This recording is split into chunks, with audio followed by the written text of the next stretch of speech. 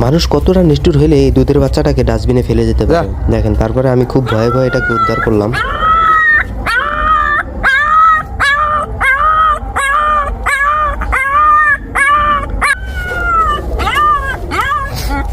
কামড় দে, কামড় দে।